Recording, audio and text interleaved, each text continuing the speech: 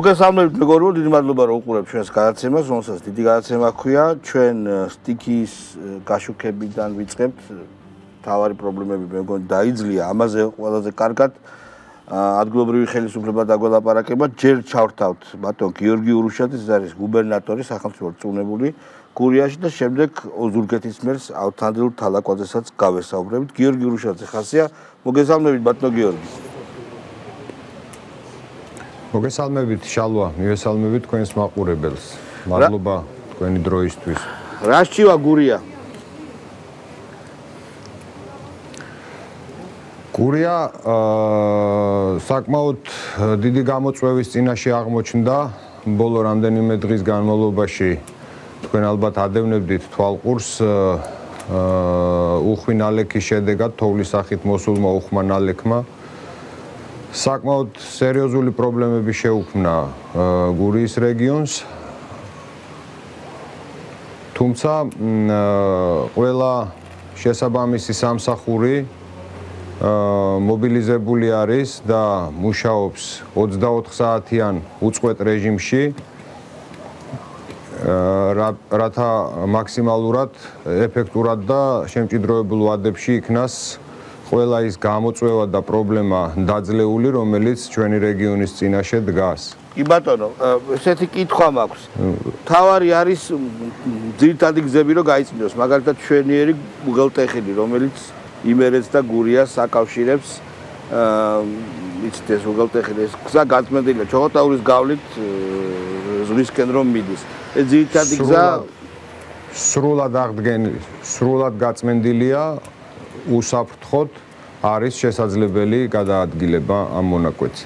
კი ბატონო, სოფლებისკენ მიმავალი გზა, ანუ გურიას როგორი ადგილმდებარეობა აქვს, ლანჩკუთში პრობლემები არ იქნებოდა. ჩვენ თის გურულები, რა თქმა უნდა, ძალიან გვიყვარს ბარის გურულები, ლანჩკუთელები, მაგრამ ძირითადად მაინც ეტანებით ჩოხატაურს და ოზურგეთს. ნამდვილი გურულები აქ ვართ ეს ხუმრობით, რა თქმა უნდა, მაგრამ ლანჩკუთში არ იქნებოდა ესე დიდი პრობლემები, როგორც მაგალითად ჩოხატაურის მაღალმთიან სოფლებში. ჯერ ლანჩხუთზე ვილაპარაკოთ, იქ შედარებით მშვიდად იყო ალბათ, ხო? რახან ბარია. არა, სამივე მუნიციპალიტეტში საკმაოდ სერიოზული გამოწვევები იყო. საკმაოდ დიდი ნალექი იყო, მათ შორის ლანჩხუთის მუნიციპალიტეტში, მიუხედავად მისი გეოგრაფიული მდებარეობისა. არ არის მიჩვეული ლანჩხუთის მუნიციპალიტეტი ამ ხელა ნალექს. სამივე მუნიციპალიტეტში იყო ძალიან დიდი თოვლი, თუმცა დღეს მდგომარეობით ჩვენ ფაქტობრივად აღარ გვაქვს ისეთი სოფელი, სადაც კონტაქტი არ გქონდეს მოსახლეობასთან. აი, სურებში რა ხდება ჩემს სოფელში? ფუნქციონირებს. სურებში გადაადგილება ტრანსპორტით ჯერჯერობით არ არის შესაძლებელი. რა თქმა უნდა, იყო ელექტროენერგიის პრობლემა. იყო ელექტროენერგიის პრობლემა, რომელიც უკვე გადაჭრილია და დღეს უკვე სურების მოსახლეობა სრულად აღუდგა ელექტროენერგიის მიწოდება. რაც შეეხება გზას, უკვე დილიდან იქნება შესაძლებელი, რომ გზის გაწმენდითი სამუშაოები დავიწყოთ. ბატონო გიორგი, მე გურიის კლიმატოლოგიური ისტორიას არ ვიცნობ კარგად, მაგრამ ბაბუისგან, ბებისგან, გურული წინაპრებისგან და გურულებისგან გამიგია, რომ მაღალ მთაში, თუნდაც აი სურებში და სურების ტყეში რო სოფლებია, ყველგან თოვლი იყო ყოველთვის. ზამთარში პრაქტიკულად იქ ძალიან რთული იყო ცხოვრება. ეხლა გაიოლდა, რა თქმა უნდა, გაზი გაიყვანეს, შუქი და ასე შემდეგ. მაგრამ გურია, მაღალმთიანი გურია, მიჩვეულია ამ ნალექს. რა მოხდა? რა კლიმატური, ასე ვთქვათ, ექსტრემუმი იქნა მიღწეული? რამდენი ნალექი მოვიდეს? ალბათ უკვე შესწავლილი გაქვთ და იცით, რამდენი ხანი არ ყოფილა ესეთი თოვლი. არის თუ არა? რომ მოგვიყვეთ რაში გამოიხატებოდა სტიქია. როგორც ადგილობრივები ამბობენ, ბოლო 30 წელია ამ ხელა ნალექი გურიაში არ ყოფილა თოვლის სახით მოსული. სურებს რაც შეეხება სამწუხაროდ ჯერჯერობით ტექნიკით გადაადგილება შეუძლებელია, ავტოსატრანსპორტო საშუალება მაქვს მხედველობაში. თუმცა მოსახლეობისთვის მიმდინარეობს, ვისაც ამის საჭიროება აქვს, საკვები პროდუქტის მიწოდება სხვადასხვა საშუალებებით და ხვალიდან უკვე დავიწყებთ გზის გაწმენდით სამუშაოებს. ეს ძალიან კარგია. კიდევ ერთხელ ვამბობ, მთაში მოსახლეობა მეტნაკლებად მზად არის, შეშაცმომალაგებული აქვს და ჯანმრთელია. თქვენ ახსენეთ ბარი. ბარში ესე იგი რახან მიუჩვეველი იყო ამდენი თოვლი, ესე იგი ეს მოულოდნელიც იყო და აქ უფრო ფსიქოლოგიური ხასიათის სირთულეები იყო თუ რა სირთულეები იყო პირველ რიგში. აი, როცა დაიწყეთ ამის გადაჭრა, თავარი პრობლემა რაში მდგომარეობდა? ყველაზე დიდი პრობლემა იყო ელექტროენერგიის არარსებობა. რამოდენიმე დღის განმავლობაში არ მიეწოდებოდათ გარკვეულ სოფლებს ელექტროენერგია, ბუნებრივია მოძრაობის შეზღუდვაც, გადაადგილების შეზღუდვაც გარკვეულ დისკომფორტს ქმნის და პრობლემებს ქმნის, თუმცა ამის მიუხედავად არც ერთი ჩვენი მოქალაქე, არც ერთი შეტყობინება ჩვენი მოქალაქეებისგან არ დარჩენილა ყურადღების მიღმა და რეაგირების გარეშე და არც ერთი მოქალაქე არ დარჩენილა სერვისების იმ სერვისებზე წვდომის გარეშე, რომელიც როგორც არის მაგალითად სასწრაფო დახმარება ან სამაშველო სამსახურის რეაგირება და ასე შემდეგ. კი ბატონო, კიდევ ერთი შეკითხვა. თოვდა რამდენიმე დღე, ახლა თოვლი შეწყვეტილია, როგორც მე ვიცით და უკვე მეტი საშუალება აქვს სამსახურებს იმუშაონ. ხო ესეა? ასეა ნამდვილად დღეს საკმაოდ სერიოზული პროგრესი გვაქვს უკვე ყველა მიმართულებით. მაგალითისთვის რო ვთქვათ, სტიქიის პირველ დღეებში დაახლოებით 35,000 აბონენტი იყო მთელი რეგიონის მასშტაბით ელექტროენერგიის გარეშე და დღეის მდგომარეობით უკვე 33,000-ზე მეტ აბონენტს აღუდგა ელექტროენერგიის მიწოდება. ძალიან კარგი. და ახლა კიდევ უფრო კონკრეტული შეკითხვა. კი ბატონო, კონკრეტული შეკითხვა. აი კონკრეტულად დაუშვათ მაღალმთიან სოფელში ან თუნდაც არა მაღალმთიანში, მაგრამ სადაც მოსახლეობას არ აქვს საშუალება, რომ ცენტრში ჩამოვიდეს რაიონულში და ასე შემდეგ. კონკრეტულად რა დახმარება უტარდება? ეს საკვებია, საწვავი ალბათ შეშა. აი კონკრეტულად რომ ვთქვათ, რას აკეთებს ხელისუფლება კონკრეტული ადამიანის? ჩვენ ისეთ ადგილებში, სადაც გადაადგილება ჭირდა, შევქმნით ლოკალური, ასე ვთქვათ, შტაბები, სადაც მობილიზებული არის სპეციალური ტექნიკა, მაგალითად ყავს თოლმავალი საშუალებები, რომლითაც ჩვენი სამხედროები და სამაშველო სამსახურის წარმომადგენლები აქტიურ კომუნიკაციაში იმყოფებიან მოქალაქეებთან. მე მინდა მადლობა გადაუხადო ჩვენს გმირ სამხედროებს და გმირ მეხანძრე მაშველებს უპრეცედენტო მასშტაბის სამუშაო გასწიეს მათ. მე გასწამჩებოდა რომ გვარდასახელს არ დავასახელებ, მაგრამ ჩვენი ქვეყნის მავნებლები და ლეშის ჭამელები, რომლებსაც ძალიან უნდათ რომ ყველაფერი ცუდად იყვნენ, დაგეშილი ეძებდნენ პრობლემებს იქ. და როცა მათ თვალყურს ვადევნებდი და ამასობაში ბუნებრივია სიმართლეც ხო ცხადი იყო, ხო მოდიოდა მართალი ინფორმაცია. გასტა მაქვს რომ ვერ ნახეს ვერაფერი ისეთი ბუზიც კი ვერ იპოვის, რომელსაც პილოტ აქცევდნენ. გასტა მაქვს რომ ღმერთმას გადაგვარჩინა და ხელისუფლებამაც კარგად იმუშავა. როცა დიდ ცხვრებს, სამწუხაროდ იყო იქ ცხვრები, მაგრამ დიდ ცხვრებს და რაღაც დიდ დანაკარგებს გადავჭით. თქვენ როგორ ფიქრობთ? სამწუხაროდ გარკვეულმა ძალებმა მოინდომეს რომ სხვისი უბედურების ხარჯზე საკუთარი პოლიტიკური ქულები ჩაეწერათ. თუმცა დამეთანხმებით ალბათ რომ ეს როგორც მინიმუმ რბილად რო ვთქვათ, ამორალური საქციელია, არ შეიძლება არავითარ შემთხვევაში ასეთ მდგომარეობაში ადამიანი ფიქრობდე პოლიტიკური ქულების ჩაწერაზე. თქვენ იცით რომ სტიქიის პირველივე დღიდან საქართველოს პრემიერ-მინისტრი იმყოფებოდა გურიის რეგიონში შეიქმნა სპეციალური საკოორდინაციო საბჭო აქ იმყოფებოდნენ ჩვენი ქვეყნის უმაღლესი თანამდებობის პირები პრემიერ-მინისტრი შინაგან საქმეთა მინისტრი საქართველოს პრეზიდენტი თავდაცვის მინისტრი განათლების მინისტრი რა ვიცი მთელი მინისტრიკავ ჯანდაცვის მინისტრი ინფრასტრუქტურის მინისტრი ფაქტობრივად ყველა უწყება იქნა ჩართული ამ სტიქიასთან ბრძოლაში მე მინდა ყველას ჩემი გულწრფელი პატივისცემა დაუდასტურო და დიდი მადლობა გადაუხადო მადლობა ასეთი მხარდაჭერისთვის გიორგი დიახ ისმენ დაასრულეთ შენ ნუ არა მე მოგისმენთ ბატონო გიორგი კიდე რა მინდა კითხოთ ერთ-ერთი ბოლო შეკითხვა იქნება ეს როდის შეიძლება აი ეს დამთავრებულად ეს ეტაპი გამოცხადდეს სტიქიასთან ბრძოლის. ანუ რა უნდა მოხდეს? სრულად უნდა აღდგეს ალბათ ელექტრომომარაგება და გზები გაიკვალოს. ხო, ალბათ ჩემი დილეტანტული წარმოდგენით ესეა, მაგრამ კიდევ არის რაღაც დარჩენილი თემა. და რამდენ ხანში მოგვარდება ეს? თუ არ გათხოვდა ისე მეთქვა თუ დაგვიფარა. სტიქიასთან ბრძოლა, ну, რა თქმა უნდა, გზების და კომუნიკაციების აღდგენა არის მთავარი პრიორიტეტი, რომ მოქალაქეებმა ჩვეულებრივად შეძლონ გადაადგილება.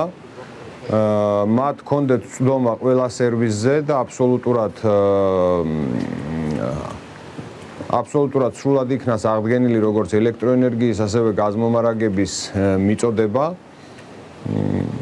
ну, კლიმატურ პირობებთან და სტიქიასთან ჩვენ ფაქტობრივად ამას უნდა ვებრძოლოთ ერთიანობით და ერთად დგომით და ესეც იქნება რა თქმა უნდა ჩვენი მხრიდან ყველა რესურსი იქნება გამოყენებული იმისთვის რომ ჩვენი მოქალაქეების ჯანმრთელობა და უსაფრთხოება იქნას დაცული. ურვესი მადლობა ბატონო გიორგი თქვენი ეთერით ვისარგებლო ბატონ შალვა დიახ და მადლობა გადაუხადო მუნიციპალიტეტებს, მერებს, საკრებულოს თავმჯდომარეებს, საკრებულოს წევრებს და ყველა იმ ადამიანს, ვინც ჩართული იყო მუნიციპალიტეტების თანამშრომლებს, ვინც ჩართული იყო და არის 24 საათიან რეჟიმში ამ სტიქიასთან გამკლავებაში. დიახ, აუცილებლად ჩვენ ერთ-ერთი მათგანი ბატონი ავთანდილ თალაკვაძე ოზურგეთის მერის სულ მცირე ხანში პაუზის შემდეგ, სარეკლამო პაუზის შემდეგ გვეყოლება ეთერში. თქვენ უღრმესი მადლობა ბატონო გიორგი ურუშაძე გახდათ ეს სახელმწიფო რწმუნებული გურიის რეგიონში წარმატებას გისურვებთ. ჩვენ სულ მცირე ხნით რეკლამას გავუშვებთ, რომ კარგად გადავეწყოთ ბატონ ავთანდილ თალაკვაძეზე ოზურგეთის მერი იქნება ჩვენთან სტუმრად ჩართვით.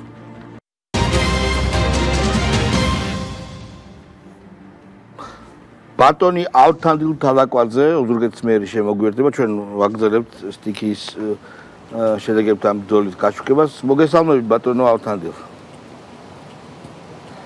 საამშვიდობის ბატონ შალვა.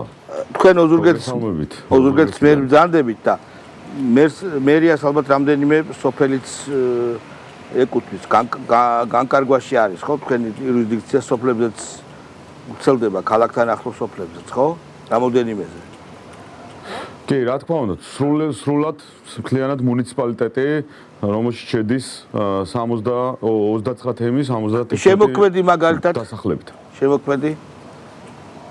შემოქმედიც, რა თქმა უნდა. აი ეს გზა. შემოქმედიც ოზურგეთი გომისთან გზა, სადაც შემოქმედი გომი და შესანიშნავი ჩვენი გურულების საამაყო ადგილებია იქ ბატონო საკრალური ეგ თქვენს გაკარგულებას. მოგვიყევით რა პრობლემები იყო და როგორ გადაიჭრა დღეს და როგორ აპირებთ გადაჭრას ყოველთვის. ბოლო ერთი წლის განმავლობაში თვალს ვადევნებდით თუ როგორ ინტენსიური თო ნალექი მოდიოდა არა მარტო ჩვენს მუნიციპალიტეტში, არამედ მთლიანად რეგიონში და მომიჯნავე რეგიონებში პირველივე დღიდანვე სამსახურები გადავიდა საგანგებო რეჟიმში, მიმდინარეობდა სამუშაოები, იქიდან გამომდინარე, რომ ინტენსიური ნალექი არ წყდებოდა, ამან გამოიწვია პრობლემები ჩვენს დასახლებებში, სადაც გაძნელდა შესვლა, მაგრამ პირველ რიგში რაც მთავარი იყო, ყველა ის ცენტრალური გზა, რომელიც საჭიროებდა, რომ გაწმენდილიყო, რომ შემდგომ იმ სამსახურებს, როგორც არის სასწრაფო სამედიცინო დახმარების სამსახური, ქონოდა შესაძლებლობა ინციდენტებზე რეაგირების, ხდებოდა მუდმივ რეჟიმში მუშაობა, გაწმენდა, ასევე საკმაოდ დიდი პრობლემა წარმოიშვა ელექტროენერგიის კუთხით, ვინაიდან მოხდა დაზიანება ძალიან ბევრ ლოკაციაზე, მაგრამ დღეის მდგომარეობით უკვე შეგვიძლია, რომ 15000 აბონენტი იყო პირველივე დღეს, როცა გაითიშა და დღეს უკვე 1000 აბონენტამდე ჩამოვედით.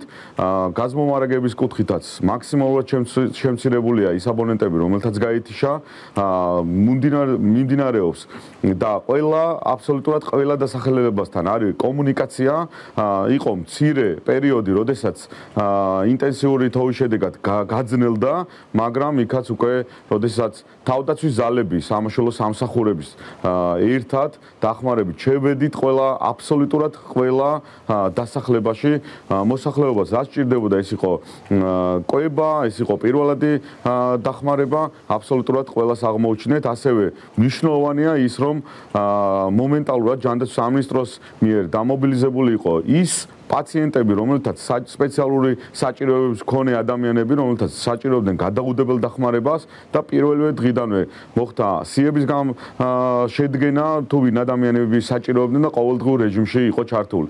ასევე მინდა აღვნიშნო ჩვენი თანამოქალაქეების ურთიერთთანადგომა და მხარდაჭერა და მათი დახმარებით არაერთი ინციდენტის ლოკალიზება მოხდა. მე მინდა ასევე გამოვეხმაურო, თქვენ ხედავთ ბოლო დღეების განმავლობაში, დღეს უკვე 6000-მდე პროდუქტი კალათა შემოვიდა 6000 ოჯახისთვის, დღეს უკვე 2000 ოჯახისთვის მიწოდებულია და კიდევ გაგრძელდება შემდეგი დღეების განმავლობაში იმ დასახლებებში, სადაც გადაადგილება სხვადასხვა სპეცტექნიკით ხდება, მაგრამ მიმდინარეობს სამუშაოები, რომ ყველა სოფლის ცენტრში აბსოლუტურად აღდგენილი იყოს სამანქანო მიმოსვლა და შემდგომ უკვე შევალთ იმ მოკლე მონაკვეთებში, რომ სრულად გავხსნათ ჩვენი მუნიციპალიტეტი. მე მინდა მადლობა გადაუხადო ასევე ადამიანებს, რომლებიც ჩაერთვენ ამ პროცესში, დღესაც ბატონ ვანო ჩხარტიშვილის მიერ გამოგზავნილი იქნა 500 კალათა, რომელიც დაიწყო დარიგება, სოფლებისთვის მიწოდება და მადლობა მინდა გადაუხადო ასევე იმ ბიზნესმენებს, რომლებიც ჩაერთვენ სტიქიის სალიკვიდაციო სამუშაოებში და ეს კიდევ გაგრძელდება. კი ბატონო, ვანო ჩხარტიშვილი ცნობილია იმით, რომ თავის მხარეს, თავის მშობლიურ მხარეს ძალიან უვლის. და ეჭვიც არ მეპარებოდა, რომ ესე იქნებოდა. მე უბრალოდ ესეთი კითხვა მაქვს. გაზმომარაგებულიც კარგად იყო მეტნაკლებად, რა თქმა უნდა, მთარი ზოგადგილას შეიძლება ვერ აიყვანო და ელექტრომომარაგებულიც და ასევე გურულების შინაგანი ფსიქოლოგიური მომარაგებაც გვაქვს, იმიტომ რომ არ არის, როგორ გითხრათ, ძალიან დიდი დაბნეულობა მოსახლეობაში, რა თქმა უნდა, სტიქია რჩება. თუმცა მთაში განსაკუთრებით კიდევ ერთხელ ვამბობ, მეტნაკლებად ხალხი ამისთვის მზად არის და ბარშიც, როცა ესეთი დიდი ნალექი მოვიდა, მომზადებული შეხვდნენ, ანუ მობილიზებულია თვითონ ხალხი. გურულები ამ ხრივ, ხვდებით, ტყუილა ამბავს პანიკას არ ატეხს. კი. მე ესეთი განცდა მაქვს, რასაც იქიდან უყურებ. კი. ბილისტელი ასია? კი. ნალექი იმდენად ისეთი ინტენსიური ნალექი იყო, თან ეს იყო სრულად მთლიანად მუნიციპალიტეტის ტერიტორიაზე. რა თქმა უნდა, სხვა მუნიციპალიტეტებში, მაგრამ ერთიანად იყო განფენილი მთელს ტერიტორიაზე. შესაბამისად, ის ნალექი არასდროს არ იყო დაბლობში, არ ხდებოდა, არ მოდიოდა ამ ხელა ნალექი, არასდროს არ იყო. სამწუხაროდ, ბოლო წლების განმავლობაში ძალიან ბევრი სტიქია დაატყდა გურია, ჩვენ 2023 წელს გვახსოვს. მაღალმთაში მეტად მომზადებულები იყვნენ, თუმცა დაბნეულობის ნაწილში მინდა სასახად გამოვეხმაურო დეზინფორმაციებს, რომელსაც და ჩვენ ამ დღეების განმავლობაში ვიხილეთ, როდესაც სპეციალურად განზრახ ცდილობდნენ მოსახლეობის შეცდომას შეყვანას, ჩვენ ვიხილეთ გამოქვეყნებული ჩანაწერები, როდესაც თითქოს ბავშვები მოყოლილიყო ნანგრევებში და არ ხდებოდა ჩვენს მიერ რეაგირება და როდესაც გადამოწდა ინფორმაცია ოჯახთან, სრულად იუარა ოჯახმა, რომ მსგავს ფაქტს ჰქონდა შედეგი. ანალოგიური ვიხილეთ გვერდითა მუნიციპალიტეტებში, როდესაც შემდგომ თვითონ ოჯახს უწევდა მტკიცება, რომ მსგავსი რამ არ მომხდარა და დღეს ასევე ჩვენ ვიხილეთ ერთ-ერთი არასამთავრობო ტელევიზიის თუ არ ვიცი რა უნდა თქვა და ვიგულისხმო მაგ კუთხით, როდესაც ვხედავთ, რომ ჯუმათში, როდესაც ჩემი ძმა არჩილი ჩართული იყო პირველივე დღიდანვე სამუშაოებში, როდესაც ახდენდა და კადრში კარგად ჩანს, როდესაც ახდენდა ტრანსპორტირებას ენერგოუპროს თანამშრომლის, ხო? უნიშნულოვანი პირველი რა არის, რომ ელექტროენერგია, ელექტრომომარაგება აღდგეს ჩვენს დასახლებებში. ეს არის ნომერ პირველი პრიორიტეტი იყო, რომ აბსოლუტურად ყველა ოჯახს ჰქონოდა ელექტრომომარაგება, ახდენდა ენერგოპროს თანამშრომლის გადაყვანას და თვითონაც შესთავაზა დახმარება და ამ დროს ხდება მიწოდება საზოგადოებისთვის ამ ინფორმაციის ისე, რომ თითქოს ბოლო დღეს ჩამოვიდა. მსგავსი ვიხილეთ ძალიან ბევრი შემთხვევა და ვფიქრობ, რომ ეს არის დანაშაული, როდესაც შენ მოქმედებ საზოგადოების ემოციებზე და მოსახლეობა შეკავს შეცდომაში და იმედი მაქვს, რომ ნელ-ნელა ეს პროცესი დარეგულირდება და ყველას მსგავს ოპო მედიას და ოპო პოლიტიკოსებს, რომლებიც არიან საქართველოზე ჩასაფრებულები, მათ შორის ჩვენს მუნიციპალიტეტებზე ადგილობრივები და იმის მაგივრად, რომ ურთიერთდახმარება გამოიჩინონ, ჩვენ ნახეთ ძალიან ბევრი პოზიორობა და ამას დაინახავს ადამიანები, ხალხი და ეს ბევრ რამეში გამოიხატება, როდესაც ამ პოლიტიკოსებს ზურგი შეაქციეს და ესე გაგრძელდება, იმიტომ რომ ჩვენ ყოველთვის დგავართ ჩვენი ქვეყნის გვერდით, ყოველთვის ჩვენი მთავრობა დგას ჩვენი ქვეყნის გვერდით და თქვენ იხილეთ, რომ როდესაც კრიტიკული სიტუაცია სანამ დადგებოდა, თავდაცვა პრემიერის მიერ მომენტალურად იქნა ასევე თავდაცვის ძალები ჩართული და დადიოდნენ სოფელ-სოფელ იმ კრიტიკულ სიტუაციებში, სადაც უნდა მისულიყვნენ თითოეულ მოსახლემდე და ჩვენ ვიხილეთ, რომ ყველგან მივიდნენ. უმოკლეს დროში მოხდა გზების გახსნა და სხვადასხვა ტიპის ტრანსპორტით, ეს იქნებოდა ბურანი თუ ფეხით გადაადგილება ყველგან მივიდნენ.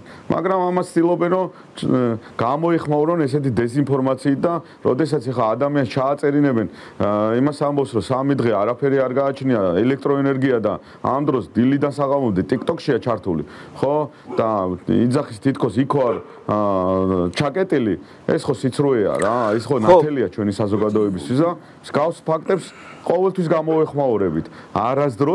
არასდროს არ გავჩუმდებით იმისთვის, რომ მსგავსი ფაქტები გამოვიტანოთ და ყველას აუხსნათ, რომ აი ესეთი მატყუარები არიან ეს ადამიანები. ბატონო ავთანდილ, თქვენ ალბათ გულისხმობთ იმას, რომ თქვენი ძმა ბურანით გადაადგილდება და გელამთილიშვილის ორგანიზაციამ გადაიღო ეს კადრები და მე პირდაპირ გეტყვით, რომ აქ თავის სამართლებელიც არაფერი არ არის.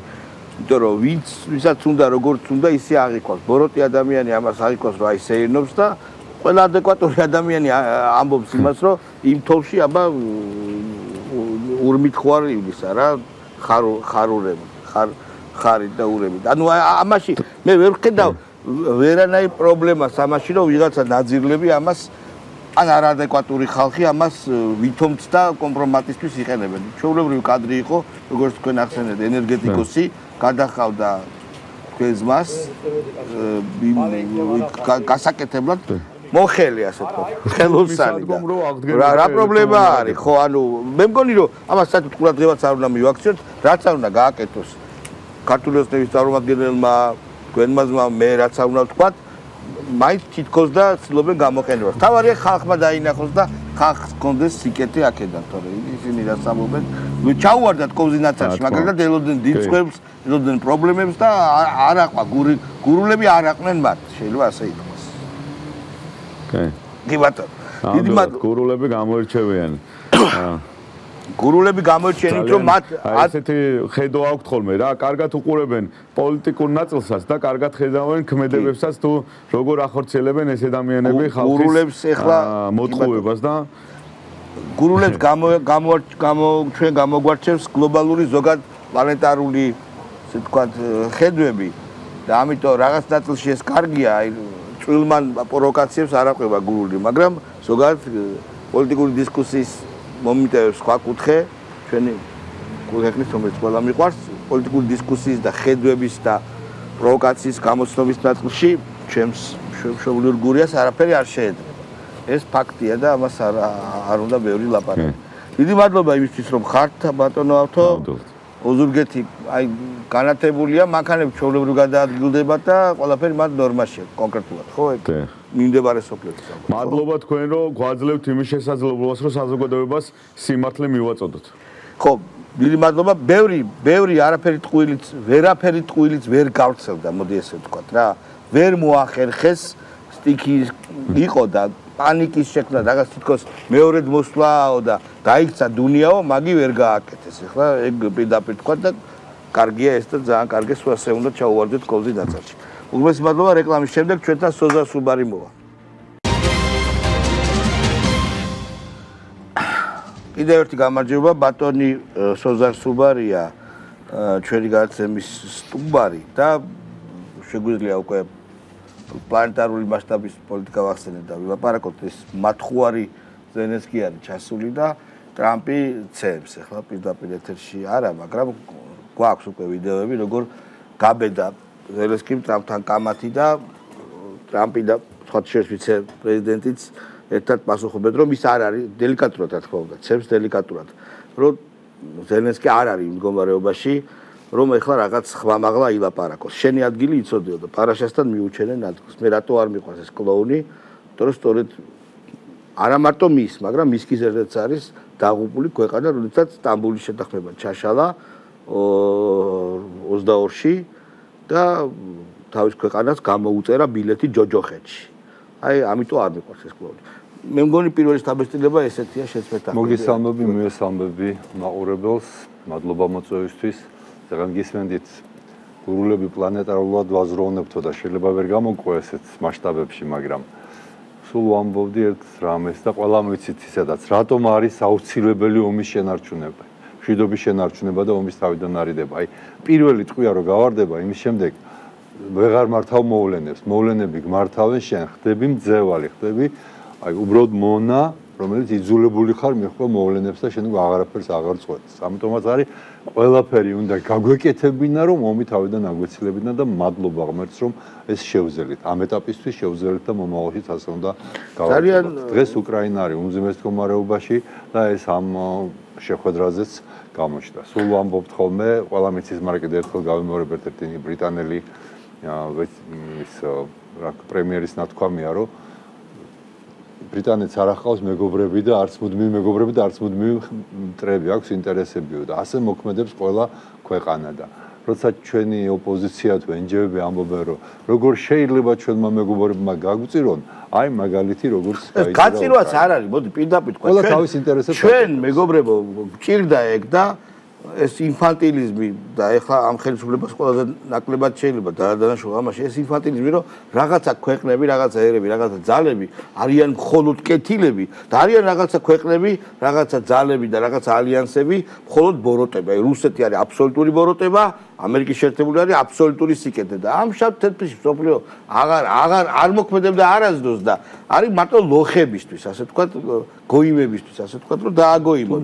ეხლა სხვა სამყაროა ადმინისტრაციამ გააშიშლა ეს ვითომ რაღაცა დაფარული ტყუილებით და ლამაზი ზღაპრებით პოლიტიკა და ყველაფერს დაარქვა თავის სახელი. ანუ რამე კი არ შეცვლილა, უბრალოდ ესენი ღიად ამბობენ იმას, რასაც ფიქრობდნენ მანამდე სხვა მართლაც. მინდა ანონსი გავაკეთო დასრულების შემდეგ ჯეფრი საქსის ინტერვიუ გავა ქართულად ჩვენსა, რომ ჯეფრი საქსი არის ცნობილი ეკონომისტი, პოლიტოლოგი უკვე შეიძლება ითქვას და კარგად ჩახედული ამერიკის პოლიტიკაში ეს კაცი და იყო ევროპაში ჩამოსული ევრო სტრუქტურაში, ევროპარლამენტში, მე მგონი ინტერვიუს მისცა, პრესკონფერენციას გამართა და მე მგონია ყველაზე კარგად რას წარმოადგენს დღევანდელი მსოფლიო, რას წარმოადგენდა ამ ინტერვიუდან გაიგებთ არ გამოწვევ. ევროპარლამენტში იყო ძალიან საინტერესო ინტერვიუ იყო და რაც თავარია ეს ადამიანი ლაპარაკობს არა უბრალოდ როგორც ანალიტიკოსი, თუმცა არის წინვალი ანალიტიკოსი, არამედ მომსწრე და ერთ-ერთი გადაწყვეტილების მიმღები ყველა იმ პროცესში, რაზეც ლაპარაკობს ბოლო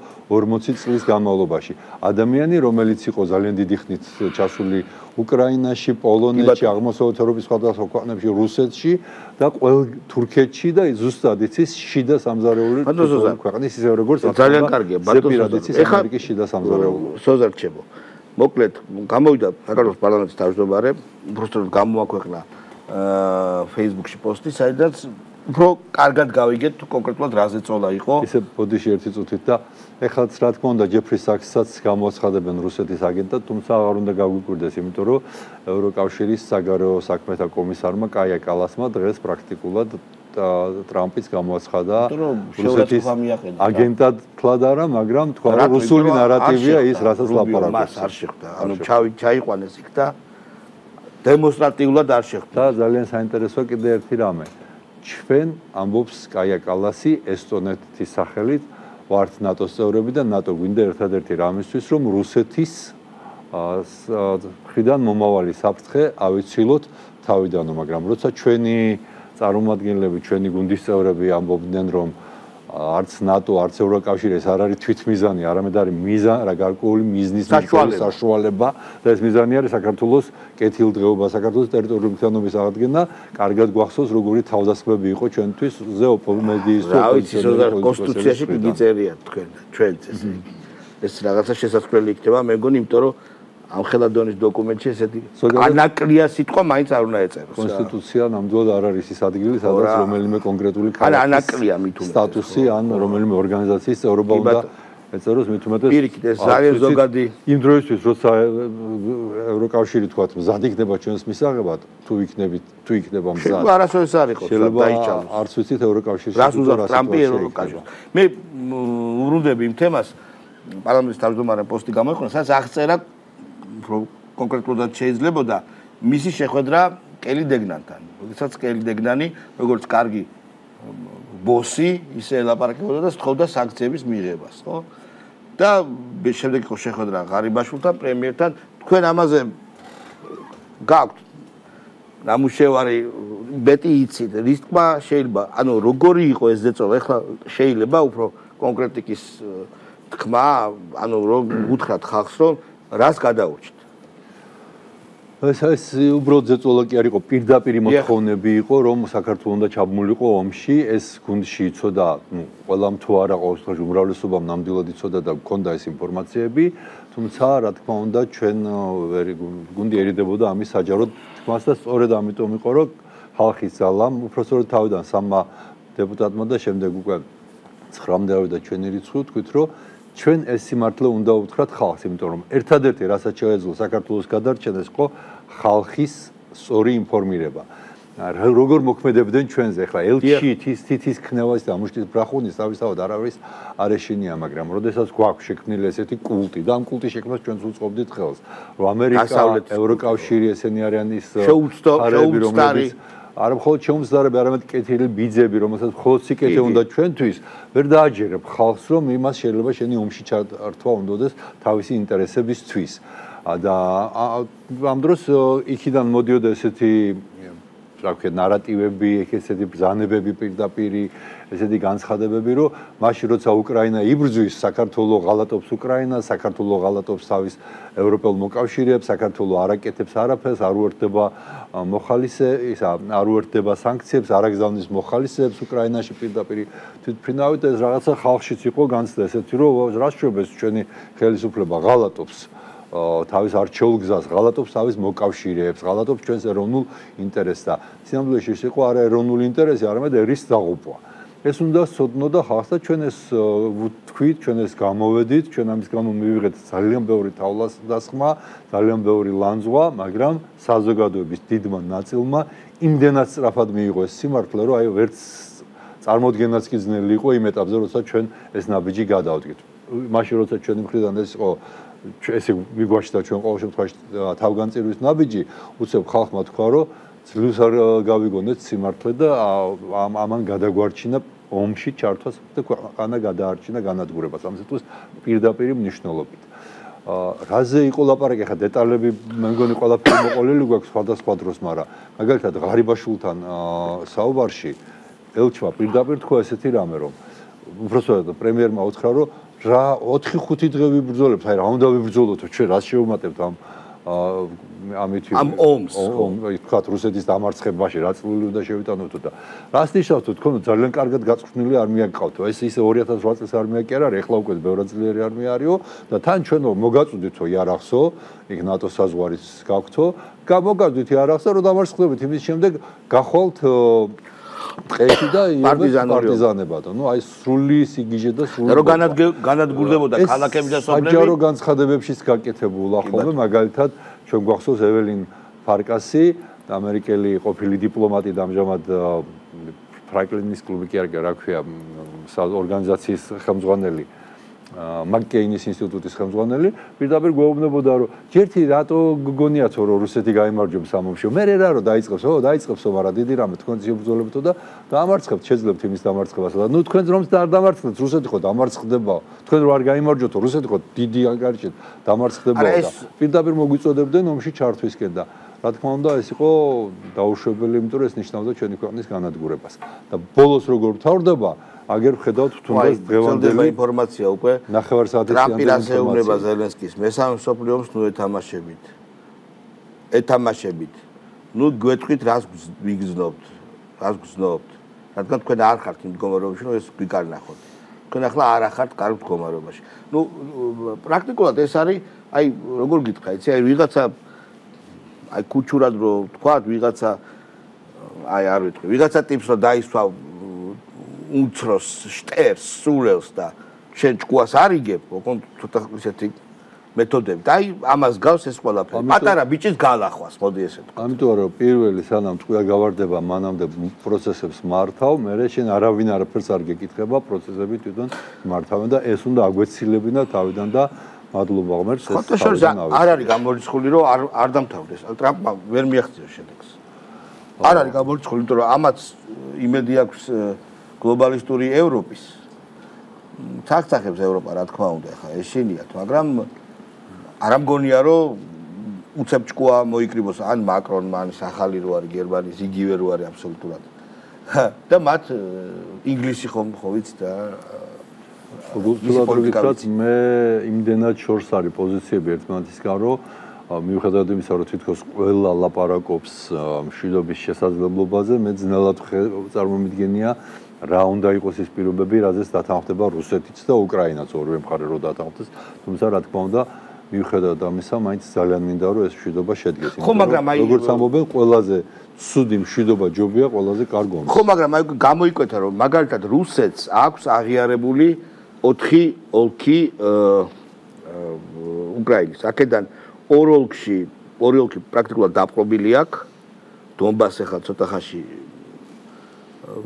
მოიგებს იქ დონბასის მთლიანად დაიპყრობს და ხერსონი და ზაპოროჟია ნახევრად. ხო, და ნახევრად და არ გამოუვა ახლა უკვე გადაფურთხებული სალოქვა გამოსეს. გარდა ამისა, იქ ძალიან მნიშვნელოვანია ეს კურსკში რო შეიჭრნენ, ახლა ესეც გარკვეული სილა იყო და ამანაც ხელი შეუშალა. თუ ვინმე ესწრება უკრაინის მხრიდან რომ კურსკში ტერიტორია რომელიც მიზერულია რამეში გაცვალოს, ესეც არ გამოვა. ანუ კიდევ ერთხელ ვამბობ რა, შეიძლება ხა შეერაღება ნაკლები აქვს, მაგრამ ზელენსკი ხო ფეხებზე კიდია. დაანგრეულია დაუშვათ რაღაც რაოდენობა ქალაქების, მეტი დაინგრევა.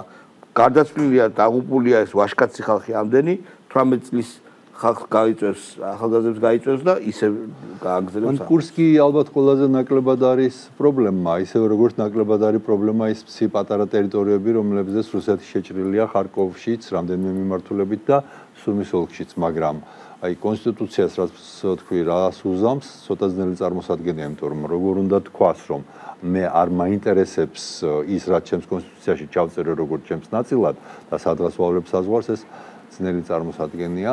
თუმცა ყველაფერს უნდა შევხედოთ სხვანაირად, აი ბოლო 10 წელი შეიძლება უფრო მეტი მიდის სოფლიოს ახალი გადანაწილებისთვის მზადება და პრაქტიკულად უკრაინის ომი ამის ტრიგერიც იყო, მაგალითიც იყო საერთოდ რა ხდება და თუ მანამდე რაღაც მიზნები იყო დაფარული, ტრამპმა ყველაფერი გააშიშლა, თქვა რომ მე მაქვს ჩემი ქვეყნის ინტერესები და ევროპაც, ჩინეთიც, რუსეთიც, უკრაინაც მაინტერესებს, მხოლოდ იმდენად, რამდენადაც ეს ჩემს ინტერესებთან მოვა თანხმედრაში. მან მონროს ახალი დოქტრინის სუნივცებს, მაგრამ კიდევ არის ძალიან მნიშვნელოვანი, რომ ტრამპმა უარი თქვა ამერიკის ექსპანსიონიზმზე არა მთლიანად, არამედ ამ მეთოდით, როდესაც ის შეშილებს, პერვერტებს, აგენტებს აძლევს ამა თუ იმ ქვეყანაში ფულს, რომ მათ ქვეყნის სახელმწიფო საზოგადოების სოციალური სხეული გამოხრან.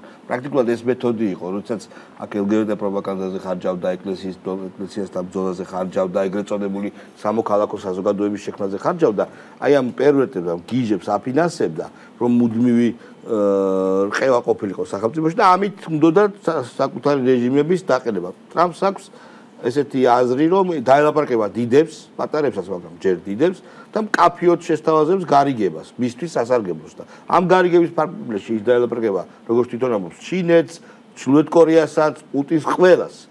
თუმცა იქ აღიარებს, რომ თუ აქამდე იყო, რომ სოფლიო არის ერთპოლარული, აღარ არის კი ბატონო. ტრამპი პირდაპირ არ ამბობს, რომ აღარ არის ასე, მაგრამ მის ქმედებებში ეს ჩანს. ის აღიარებს დიდ მოთამაშეებს და ამბობს, რომ აი ჩემი ინტერესები არის აქ. ვერავინ ვერ შემოვადან, ნურავინ ესდება შემოსვლას, სხვაგან დავილაპარაკოთ და მე ჩემ ინტერესს ჩავდებ, თქვენს ინტერესსაც გავითვალისწინებ, ან თქვენ გაითვალისწინეთ თქვენი ინტერესი. გამოვიდა მასკი მთავრობის თომას თუ უყურეთ და თქვა, რომ 2 ტრილიონი შეიძლება ზუსტად არ მახსოვს, მაგრამ შიდა ვალის პროცენტების მომსახურება ამერიკას უჯდება იგივე რაც თავდაცვა და შესაბამისად მეტი აღარ შეიძლება ამის გაგრძელება ფულის ხარჯვა არაფერს მომსახურება მთლიანად 34 ტრილიონს გადააჭარბა სახელმწიფო ვალმა რაც არის რა თქმა უნდა ძალიან და ამას ხო თავის მომსახურება ჭირდება ხო ბევრად მეტია ხო და ეს იწვევს ინფლაციას და სწორედ აღმოჩნდა სხვა შორის აგერ მასკმა ისეთ საშინელი რაღაცები აღმოჩნდა თურმე როგორი ცუდი ყოფილიყო ცუდი და მოუქნელი იყო ამერიკის ბიუროკრატიული მანქანა კომპიუტერიზებული არ არის უამრავი თაღლითური ხრელი არსებობს და ეს აღმოაჩინა და შოკში იყო სადაც კარგად მეც არ მახსოვს გონი 25 მილიონი კაცი პენსიონერია დიდი ხნის გარდაცვლილი ზოგიერთი მათგანი 300 წლისაც არის თუმცა ეს იქით იყოს თავის პრობლემებს ისინი და მოაგვარებენ და მოულიან როგორმე ჩვენ აქ უნდა ჩვენი თავის ად არის ამ დროს და ამერიკის თანხის გადახდის შემცირების შემდეგ უბრალოდ გაქრობის დარჩა ეს ევროპა ოღონდ მთლიანად არა რა უყოთ ახლა აი ამ ჩემს აბსურდულ წარმონაქმნს უკვე რომელიც ახლა ვითომ ევროპაა სანამ ევროპამდე მივალთ მოდი აი იგივე ჯეფრი საქსის ინტერვიუ რომელიც როგორც თქვით თქვენს იმაში გავა ეთერში პირდაპირ ამბობს ეს ადამიანი რომ მე მქონდა ლაპარაკი ჯეკ სალივანთან და ჯეკმა პირდაპირ მითხრა რომ არანაირი უკრაინის გაწევრიანება ნატოში არ იგეგმება ეს არის ბაიდენის მრჩეველი თავდაცვის საკითხებში და სამხედრო საკითხებში ეს იყო უკრაინის ომამდე მე ვთხარი რომ ეს თქვით ხმამაღლა თორემ მომს თავიდან ვერ ავიცილებთ არა ხმამაღლა მას ვერ იტყვითო და ერთ თვეში დაიწყო ომი აი ეს არის ის პოლიტიკა დამღუპველი რომელიც ჩვენზეც რომლითაც მოქმედებდნენ და ჩვენ რომელშიც გვითრევდნენ მუდმივად ანუ ნატო რისთვის არის ნატო არის უსაფრთხოებისთვის მაგრამ როცა გეუბნებიან რომ ნატოში მიგიღებთ ნატო მოითხოვე ნატოზე ვილაპარაკოთ ამ დროს გადაწყვეტილი აქვს რომ ნატოში არ გიღებენ ამ დროს ნატოზე ლაპარაკი არის დამღუპველი ქვეყნისთვის კიდე მეორე ძალიან საინტერესო საკითხზე ლაპარაკობს ჯეფრი საქსი რომ შექმნეს აი ესეთი ნარატივი რომ თუ რომელიმე ქვეყანა ლაპარაკობს რომ იცი რა მე მირჩევნია ვიყო ნეიტრალური ეს იყო რუსული ნარატივი ეს იყო ანტიამერიკული ნარატივი და მე გამახსენდა ჯერ კიდევ 90-იან წლებში ზოგიერთი ამჟამად პოლიტიკაში მყოფი მაშინ ჟურნალისტი თუ ენჯეოშნიკი როგორ ლაპარაკობდა რომ აი თუ ვინმე იტყვის რომ რა ქვია ნეიტრალიტეტი საქართველოს ნეიტრალიტეტი არის კარგი ეს არის რუსეთის აგენტი ნუ გვარებს აღარ ვიტყვი ხო რა მნიშვნელობა ხო არა ჩვენ კოლონიების თავმჯდომარეა გვარს არ ვიტყვი როგორც ჩანს, მაშინაც ეს ხსენი არიან ადამიანები, რომლებსაც მაშინაც პირდაპირ ეუბნებოდნენ აგენტურას, პირდაპირ ეუბნებოდნენ, აფრთხილებდნენ, რომ თქვენ აი ასეთი განცხადებები უნდა გააკეთოს. აი ხა ჯეფრი საქსს უსმენ დღეს 20 წლის შემდეგ და მეცნობა ის ყველაფერი, რაც გავიარეთ ამ 30 წლის განმავლობაში. მიღებული იქნა გადაწყვეტილება, რომ რუსეთი დაეშალათ საბჭოთა კავშირის გამარჯვების შემდეგ, რუსეთიც უნდა დაეშალათ და რუსეთის დაშლა მათი აზრით იყო ძალიან კარგი, იმიტომ რომ უზარმაზარ წიაღისეულს და უზარმაზარ რესურსებს ჩალისფასად მოიპოვებდნენ და აღმოჩნდა რომ ვერ დაშალეს. საქართველოშიც მათ ჰქონდათ განცდა, ვინ აძლევდა ამ ინფორმაციას, რომ სახელმწიფო პირველი არის სუსტი, მათ ეს განცდა ჰქონდათ, რომ მოისყიდავენ, რა ის მასობრივი წამოსვლა გამოვა, სახელმწიფო სამსახურებიდან სახელმწიფო სამსახურები ჩამოიშლება, ინსტიტუციები ჩამოიშლება, ეს განცდა ჰქონდათ. მეორე ჰქონდათ განცდა, რომ მასა ხალხისა ბევრი გამოვიდოდა, იმიტომ რომ მასაში აი ეს კითხვა გამოკითხებს თავიანთი გამოკითხვის სვეპლი შეიქნება, იმიტომ რომ 80% ამბობს, რომ ნატო და ევროკავშირი მისთვის მნიშვნელოვანია და მოელოდნენ, რომ გამოვიდოდა რაღაც უფრო დიდი ნაწილი და აღმოჩნდა, რომ ისინი ილუზიაში ყოფილან და არ ჩამოიშალა არც სახელმწიფო და არც ხალხი არ გამოვიდა. ეხლა ნატოზე კიდევ ერთ ვიტყვი, ოღონდ სანამ ტრამპი ასე ღიად იყო და მანამდე ერთხელ თქვა თუ წასვლა არ ვიცი, ბაიდენმაც პირდაპირ თქვა უკვე თავისი პრეზიდენტობის ბოლოს, რომ უკრაინის ნატოში მიღება არც იგეგმებოდა, არც განიხილებოდა, არც დღეს განიხილება და არც მომავალში არ ვიცი როგორ იქნებაო. ანუ ესეც ასეთი ღია განცხადება იყო თავის დროზე გაკეთებული. ასე რომ აი ამ სიცრუეში ეს ბაბლი რო გასკდა, ეს ნაჭუჭი რო გასკდა და აიმსხრა და დღეს რაღაცა რეალობას თვალი გაუსწორეთ, ეს კარგია. ერთადერთი ვინც ამ რეალობას თვალს უსწორებს, ისევ ჩვენი ოპოზიცია და მისი ჟურნალისტები არიან. რატომ ჰქონდათ ასეთი განცდა? იმ კვლევებს ერთი ჩვენს მოსატყუებლად რო აკეთებდნენ და თავის თავს ატყუებდნენ აღმოჩნდა ეს ერთი. მეორე, სოფლიოში არ არსებობს ისეთი ქვეყანა, სადაც ოპოზიციას ჰქონდეს იმდენივე ტელეარხი მთელი ქვეყნის მაუწყებლობით, ზონის მაუწყებლობის და ისე დაფინანსებული როგორც საქართველოში, როგორც პროსახელისმფლებია, იმდენი არის ანტისახელისმფლო, რომლებიც უბრალოდ არ ისჯებიან, იმიტომ რომ კანონები გვაქვს ისეთი, რომ რაც კიდე ტყუილი თქვას, რაც კიდე მოიგონოს, დასჯის საშუალება არ არსებობს და ეს ფეიკი არის, რა ვიცი, ცხოვრების წესად იქცალა. გავიდათ ეგრეთ წოდებული რუსული კანონის უკან გაწვევა, გავიდათ, იფიქრეს, რომ ესეც შესაძლებელია, რომ ეს კანონი, ანუ უბრალოდ კანონების არ არსებობა ხო ქმნიდა ილუზიას, რომ რამდენსაც გვიდა, როგორც გვიდა ჩავასხავთ. და მესამე, იმ ხელაფული პატარა ეკონომიკა ვარცალე და იმდენი ფული იხარჯებოდა ამ NGO-ებზე, ოპოზიციურ პარტიებზე, პირდაპირ დაფინანსებებით, ღირიბი დაფინანსებებით, რომ ფიქრობდნენ, რომ როგორ ვერ უნდა შეუძლოთ ამ ქვეყნის დამხობა. ეხლა, როდესაც სამართლიან არჩევნებზე და რამდენიმე საარჩევნო NGO-ზე უფრო მეტი ფული იხარჯება, ვიდრე არჩევნების ორგანიზებაზე. ნუ გასაგებია, რომ მათ ჰქონდათ განცდა, რომ რას ქვია, ვერ დავამხობთ, რას ქვია ხელისუფლებას ვერ შევძლოთ ან ვერ გადავტეხავთ ამ ხელისუფლებას. მოსყიდვა რომ იოლია ესეც რა. მათ ქართველებს ისინი იცნობდნენ იმ ადამიანების სახით, რომელთანაც ჰქონდათ ურთიერთობა აგენტურის სახით და ბუნებრივია ეს ძალიან მნიშვნელოვანი შეცდომა დაუშვეს, რომ აღმოჩნდნენ საკუთარი წარმოდგენების ტყვეობაში, ყალბი წარმოდგენების. მაგრამ სწორედ ამიტომაც მათ წააგეს, იმიტომ რომ არ იცნობენ საქართველოს და ჩვენ ხშირად ვამბობთ, მაგრამ და ეს არ არის უბრალოდ რაღაც მხატვრული სიტყვები. უცებ რაღაც მომენტში 3000 წლოვანი ისტორია თავისას აკეთებს რა, რაღაც სადღაც იღვიძებს და იღვიძებს თითოეულ ადამიანში. და თავარი ვერ გათვალეს კიდევ, ვერ გათვალეს ერთი ადამიანის შორსხედველობა, უსყიდაობა, უშიშროება. ბიძინა ივანიშვილი, არ ყოფილიყო ბიძინა ივანიშვილი. დღეს საქართველოს ქართული სახელმწიფო არ იარსებებდა. დღეს კი არა, ადრეც პოლიტიკაში მოსვლაც მაგას ნიშნავდა, მისი ქველმოქმედებაც მაგას ნიშნავდა და აი ჯერ კიდევ 2014 წელს, როდესაც დაიწყო უკრაინის პირველი ომი, საქართველოს სააკაშვილი რო ყოფილიყო აქ პრეზიდენტი, იქნებოდა უფრო ადრე დაიწყებდა ომს რუსეთთან, ვიდრე უკრაინამ დაიწყო. უკრაინელებმა თითი არ გაანძრიეს, როცა რუსეთმა მოახდინა ყირიმის ანექსია, სააკაშვილი იტყოდა, რომ რას ქვია, ყირიმის ანექსია მოახდინაო და თვითონ დაიწყებდა ომს. ასე რომ ბიძინა ივანიშვილი ვერ გათვალეს. კარგი, ეხლა ჩვენ ვისაუბროთ იმაზე, თუ მაინც რატომ გვაჯანჯღარეს ასე ყველანაირად ჩანდა და ყველა საგალბოაზრონი ადამიანისთვის ხარდი იყო, რომ უკრაინა წააგებდა ამ ომს, ვინც არ უნდა დახმარებოდა, რუსეთი უნდა იცოდეს, შენ და უნდა იცოდე რუსეთის modus vivendi, ხო და რა ქვეყანაა ეს უბრალოდ რა თქმა უნდა მიივიწყეს სოვიეტოლოგები გარდაიცვალდნენ და რუსეთის შინაარსი არ იციან. თანამედროვე ჩვენს ახალგაზრდებს რუსეთი გონიათ რაღაცა იდიოტების კრებული. არ არის ეს ძალიან დიდი ძლავრი მანქანაა იმპერიული და ძალიან ჭკვიანი ხალხი მართავდა და ეხლაც არის იქ სპეციალისტები, ცუდი საქმეების, რომელსაც შეუძლია ჩვენ ზიანი მოგვაკროს. და ეხლა რა, ჩემი აზრით კი შენ ერთხელ თქვი და მე მაგაზე მინდა რომ ვილაპარაკოთ.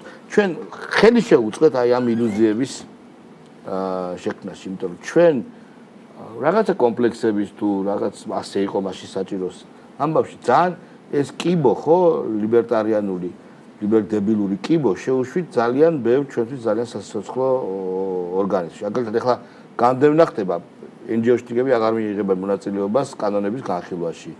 ეგრეთ წოდებული რაღაც სავალდებულო მონაწილეობა მათი აღარ იქნება საბჭოში. აღარ მიიღებს. მოსამართლეს ვერ დანიშნავდი თუ იმ საბჭოში არ იყო NGO წარმომადგენელი, საკონსტიტუციო მოსამართლეს ვერ აირჩევდი, საზოგადოებრივი მაუწყებლის თავმჯდომარეს ვერ აირჩევდი, ბორდის წევრს ვერ აირჩევდი, სახელმწიფოს ვერ აირჩევდი, არ ვიცი, გენერალ პროკურორს ვერ აირჩევდი.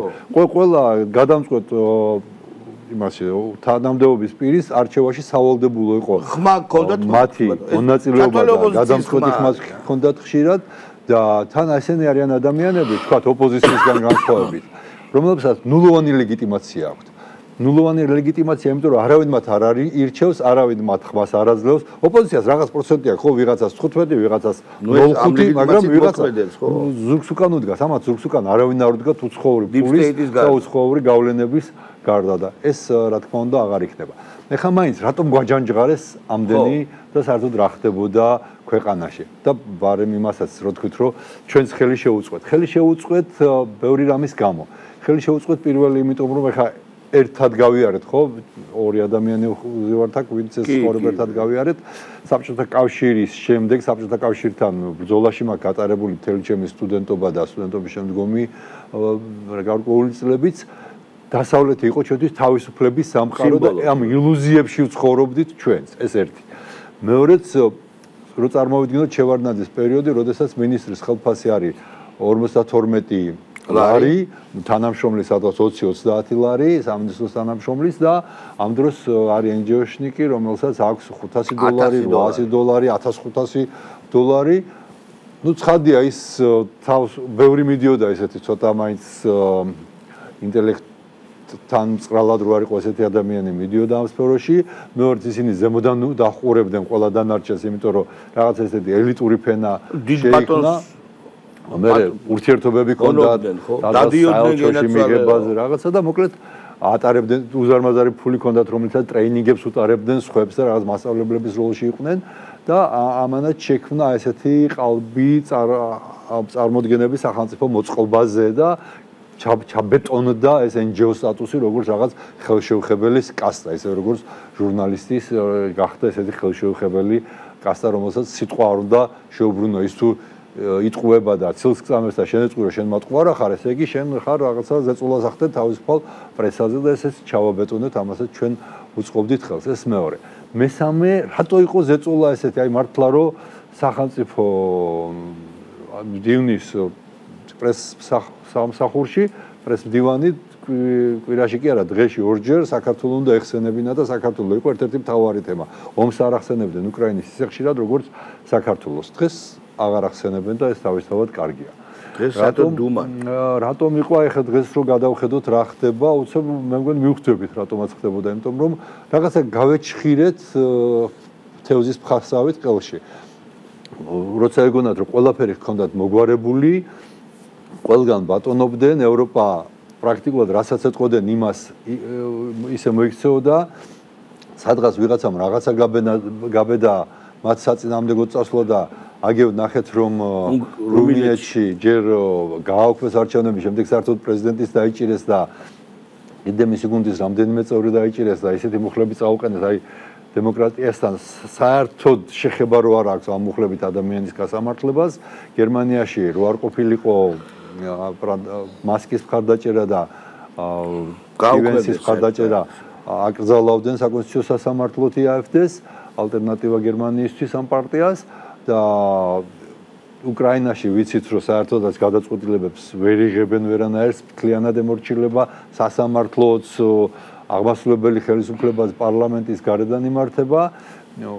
ერთადერთი ქვეყანა, რომელიც დაუსხლტა, შეიძლება ითქვას, წლების წინ ეს იყო თურქეთი და თურქეთში გვახსოვს როგორ იყო, რომ საკმარისი იყო არა, საკმარისი იყო რომელიმე პრეზიდენტს ნაბიჯი გადაედგა, რომელიც გამოეწოდებოდა და არმია, რომელიც იყო პირდაპირ ამერიკული არმია მოახდენდა სახელმწიფო გადატრიალებას. ერდოგანი ვერ გადადება. აი ერდოგანმა შეძლო რომ რაღაცნაირად ჯადოებული წლიდან გამოსულა. გარღვია ეს რა.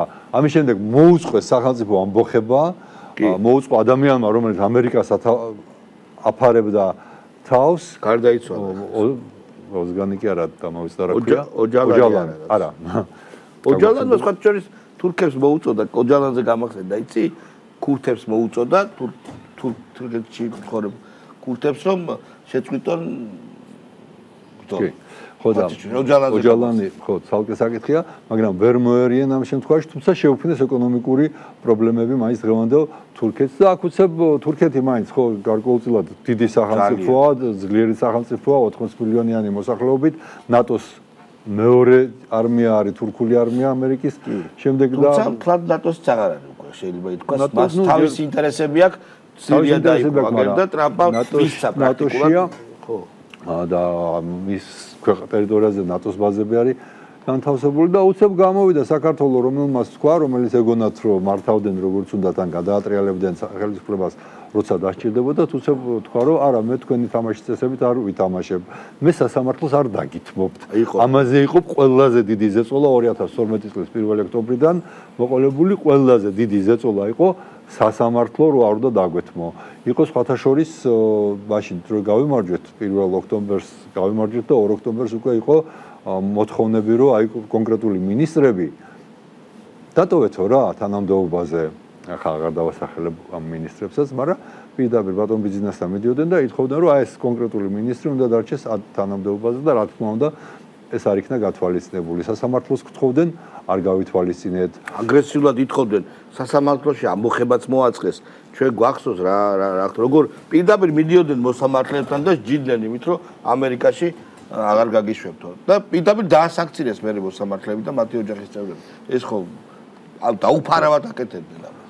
კი, თვითონ მათი მოთხოვნა იყო, რადგან სასამართლოზე ვლაპარაკობთ, რადგანაც ნაციონალურ მოძრაობას ეგონა რომ სასამართლო მათი მონამორჩილი დარჩებოდა ყოველთვის, ამიტომ პირდაპირ ითხოვდნენ ჩვენგან, რომ არ შევეხოთ მოსამართლეებს, არც ერთი მოსამართლე არ გაუშვათ.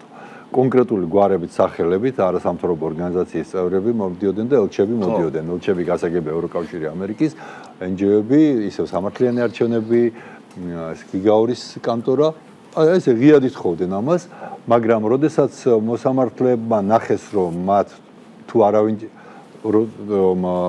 არ ერეოდა მათ საქმიანობაში და მათ დაიწყეს სამართლიანი გადაწყვეტილების გამოტანა, უკვე მოითხოვეს პირისპირ დაიწყეს კონკრეტული გვარების გაშავება და თქვეს რომ ამათი სასამართლო გაუშვით ვის დატოვებასაც ითხოვდნენ იმათი გაშვება მოსამართლეებს გარანტიები მიეცა ამ ხელისუფლების მიერ რომ არ ჩაერეოდა არავინ და არა საკანონმდებლო დონეზე გარანტიები მიეცა ხო ეს და პოლიტიკური გადაწყვეტილების ხარისხი პოლიტიკური მოგწონს სასამართლო თუ არ მოგწონს სასამართლო ეგ მოწონებაა ძალიან ინდივიდუალური სფეროა მაგრამ კვლევებშიც და ევროსასამართლოს გადაწყვეტილებებში ჩანს რომ საქართველოს სასამართლოების მიერ მიღებულ გადაწყვეტილებებს 90% შემთხვევებში ევროსასამართლო იზიარებს. ხო მე რატო დავიწყე ამას საუბარი? მოკლედ ჩვენ გქონდა ეს პოლიტიკა ნებსით უნებლიეთ, მაგრამ ეს პოლიტიკა გქონდა. ეხლა სამყარო იცვლება. ძალიან კარგია რომ ეს ცვლილებები შედის მედიის კანონში შედის ცვლილება, შედის აი როგორც ვთქვით ეს NGO-ების ეგრეთ წოდებული სამოქალაქო საზოგადოების წევრების მონაწილეობა საკანონმდებლო პროცესში აღარ იქნება სავალდებულო და აღარ იქნება ეს მონაწილეობა დიდი ალბათობით. ძალიან ბევრი კანონი მიიღება ახლა საკანონმდებლო დონეზე იქნება უზრუნველყოფილი სიმშვიდე ეს ჯარიმების გაზრდის საკითხიც ძალიან კარგია და მნიშვნელოვანია. თუმცა იგივე ფარაზე არის დღეს. თუმცა ეს კიდევ უფრო მეტ რადიკალიზაციას ითხოვს, თუმცა არა მხოლოდ რეპრესიული კუთხით. საჭიროა შეიქმნას აი ამ ლიბერდებილების მიერ დაანგრეული ასე თქვათ განათლების თუ სხვა სისტემების დაცვლად ჩვენს მეცნიერებას რაც ჭირს ჩვენს განათლებას და ასე შემდეგ საჭიროა ხელახლა ჩვენს ქვეყანას, ჩვენს ეროვნულ ინტერესებს მორგებული ქართული სისტემების შექმნა. რაც ძალიან მნიშვნელოვანი თემაა და თქვენთვის გადამწყვეტი საქმეა, იმიტომ რომ ეს პარლამენტის საქმეა და პარტიების და ამაზე მინდა კომენტარი. პირველი ეს ასეთი ინსტიტუტების შექმნა რა თქმა უნდა მნიშვნელოვანია და ამ ხრივ ყველაზე დიდი ჩავარდნა სადაც გვაქვს პირველ-პირველში ვლაპარაკობ, იმიტომ რომ სწორედ ოცნების წევრი ვიყავი ამ 12 წლიდან ძირითადი პერიოდი სწორედ ოცნების წევრი ვიყავი. ყველაზე დიდი ჩავარდნა სადაც გვაქვს ეს არის განათლების სისტემა, რომელიც არის მიყოლებული უყურადღებოდ და დიდი იმედი მაქვს, რომ დღეს ეს შეიცვლება ამ შემთხვევაში პრემიერ-მინისტრ ირაკლი კობახიძის თავარი ყურადღება სწორედ განათლებაზეა მიმართული და ბუნებრივია არამხოლოდ ის, არამედ მასთან ერთად მთელი მთავრობის გუნდი, პარლამენტის და სამინისტრო მინისტრთან ერთად მუშაობს ამ რეფორმაზე. ბევრი რამე გვაქვს შესასვლელი და გარდასატეხი. მეორე, პრესის კანონი ახსენეთ, აქ ლაპარაკია ამ წუთში რაც არის პარლამენტში დარეგისტრირებული ეხება მაუწყებლობის კანონში ცვლილებებს, მაგრამ ზოგადად ეს გაცილებით ფართო სფეროა, მხოლოდ მაუწყებლობა არ არის პრესა. და ჩვენ შევქმნით ასევე ძალიან მცდარი ნარატივი, წეგან ვლაპარაკობდი რომ შევქმნით ერთი ნარატივი, რომ ჟურნალისტის ხელშეუხებელია და მეორე, აი რა სიტყვის თავისუფლება გავხადეთ აბსოლუტური და სიტყვის თავისუფლება არ არის აბსოლუტური. აბსოლუტური არის ადამიანის ღირსება. და როცა ღირსებას ეხებიან, როცა ცილს წამებიან, როცა საძიძღრობებს ლაპარაკობენ ადამიანებზე და მას არ შეუძლია თავის დაცვა, ეს დემოკრატია კი არ არის, ეს არის უბრალოდ ნგრევა ადამიანობის საფუძვლის და სახელმწიფო საფუძვლების და აქ არის შემოსატანი კანონები, რომლებიც ამ ბალანსს აღადგენს. ბალანსი უნდა იყოს ადამიანის პირად ცხოვრებას, ერთ მხარეს, ადამიანის ღირსებას, ადამიანის შეურაცხყოფის დაუშვებლობას და მეორე მხარეს სიტყვის თავისუფლებას შორის. იცით რომ ჩვენს ტელევიზიას დიდი როლი აქვს გათამაშები ჟურნალისტური კერპების დანგრევაში. რა არა და ეგ მართლა ჩვენ დავიწყეთ და არა მხოლოდ ჟურნალისტური კერპების მთლიანობაში ქვეყანაში შეცვალეთ ბევრ რამეზე წარმოდგა და საზოგადოებას ავხილეთ თვალი. კი ბატონო, მაგრამ აი ეს განსაკუთრებით მომწონდა, როდესაც ჟურნალისტი ვართ იმ ადამიანები იძახდნენ და უფლება ჰქონდათ სიგიჟეები ელაპარაკან. ტყუილიც არა, სიგიჟეები. მე უბრალოდ ცილის წამების შესახებ მინდა გითხრა, რომ საქართველოს კანონმდებლობა მაინც იმ ძველ თარგზეა მოჭრილი პრესის პრიმატზე, ასე ვთქვათ, ხო?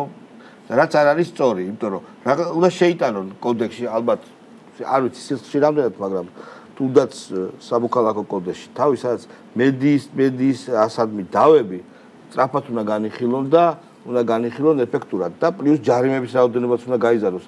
ყველა ცივილიზებულ ქვეყანაში, მათ შორის ამერიკის შეერთებულ შტატებში ფრთხილობენ რედაქტორები და მფლობელები ისეთი ინფორმაციის გამოქვეყნებას, რის გამოც შეიძლება დიდი სანქციები სასამართლომ დააკისროს მედიას.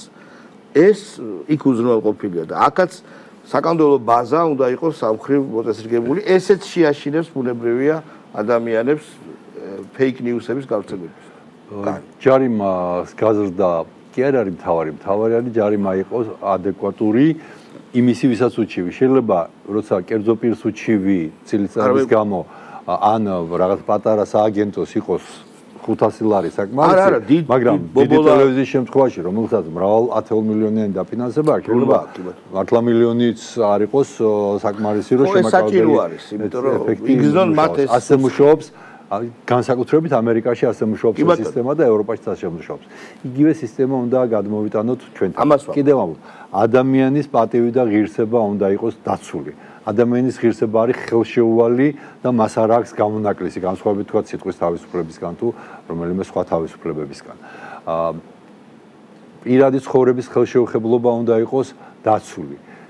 იგივე ბავშვის უფლებების დარღვევა და ოჯახში ესე შეჭრა და ბავშვების დევნა, რომელიც ესე ჩვეულებრივ ამბად არის დღეს ჩვენს პრესაში დაცული, მეგონი. ეხლა დაცული, უბრალოდ кейსები არ არის.